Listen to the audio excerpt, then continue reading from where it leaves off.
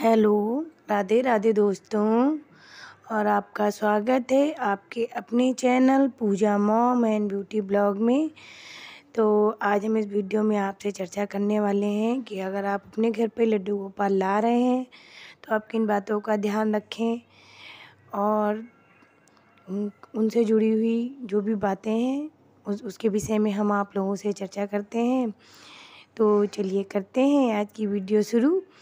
तो अगर आप लड्डू गोपाल घर में ला रहे हैं तो सबसे पहले इस बात का ध्यान रखें कि लड्डू गोपाल आपको कितने साइज़ के लेने हैं। कि जैसे कि अगर आप बहुत बड़े लड्डू गोपाल लेते हैं तो उनकी सेवा भी आपको उसी प्रकार से करनी है और आपके मंदिर में वो मतलब बैठ पाएंगे नहीं बैठ पाएंगे या फिर इस तरीके से। तो और अगर आप उनकी सेवा करना चाहते हैं तो आप 0 साइज़ के लड्डू गोपाल भी ले सकते हैं। और वैसे तो अगर आप उनका थोड़ा-सा मेकअप और श्रृंगार वगैरह करके पूजा करना चाहते हैं तो 3 नंबर, 4 नंबर और 5 नंबर के लड्डू गोपाल बहुत अच्छे रहते हैं। और जब भी आप उनको अपने घर लाएँ तो लड्डू गोपाल जी के संग एक बांसुरी और मोरपंख और 2 ड्रेस और गौ माता ज़रूर लेकर आएँ। तो ये गौ माता ज़रूर लेकर आएँ क्योंकि और 2 ड्रेस इसलिए क्योंकि आप जब भी मतलब 2 ड्रेस होना चाहिए कि आप उनको एक ड्रेस बदल के दूसरी ड्रेस दूसरे दिन पहना सकें इसलिए। और लड्डू गोपाल जब भी आप अपने घर में लाएँ तो आप जैसे कि लड्डू गोपाल होते हैं ना तो उनके छाती पे उनके मतलब सीने पे मतलब पैरों का निशान होता है तो वो आप ज़रूर देख के लाएँ क्योंकि इसलिए। और जब आप उन्हें अपने घर पर लाएँ तो उन्हें आप एक अच्छा सा नाम ज़रूर दें जो भी आपको अच्छा लगे। और लड्डू गोपाल की सेवा भाव से होती है, दिल से होती है और आप उनकी सेवा तभी लें जब आप उनकी सेवा कर पाएँ। तो जब आप उनकी सेवा करें उसे लड्डू गोपाल की सेवा के लिए कुछ ज़रूरी चीज़ें होती हैं। जैसे आप उनकी सेवा करें तो उनकी सेवा एक छोटे बच्चे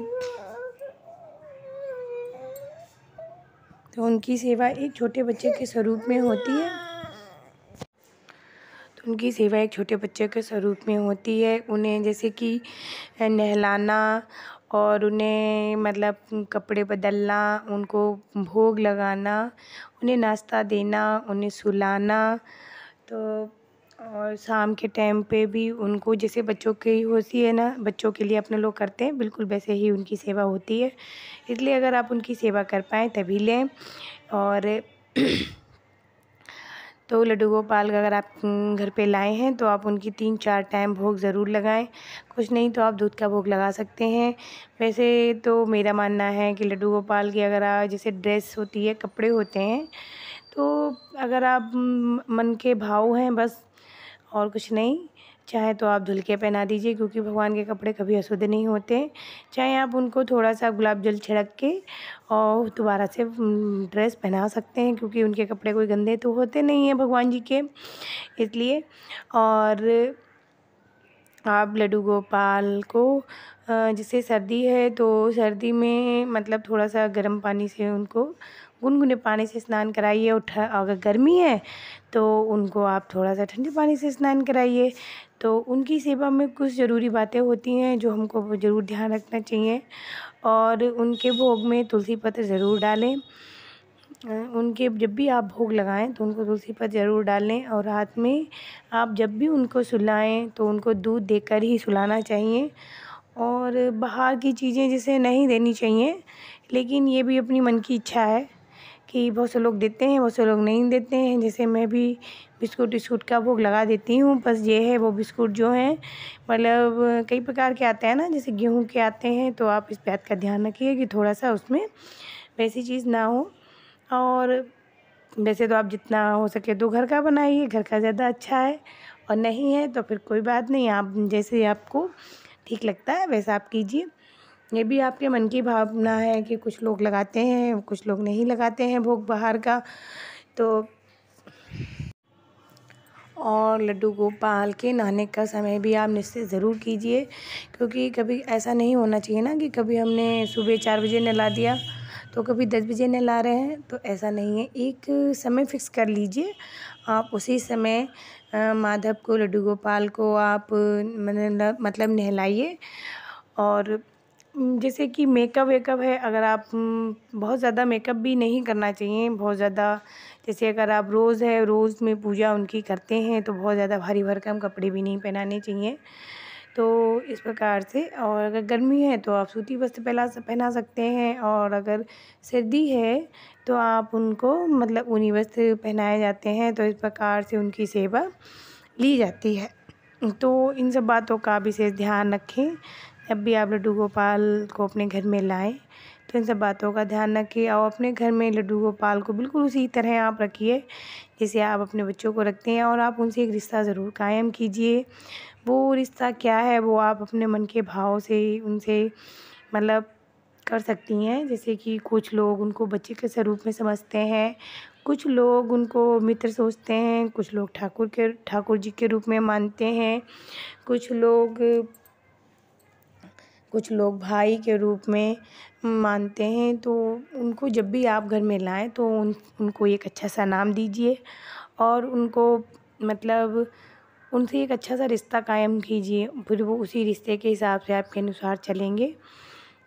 तो अगर आप स्कूल जाते हैं, ऑफ़िस जाते हैं, तो आप मतलब थोड़ी-सी जो है आप उनके पास ड्राई फ्रूट वगैरह रख दीजिए, उनको सुबह नहला दीजिए और एक हल्का-सा मतलब वस्त्र पहना दीजिए।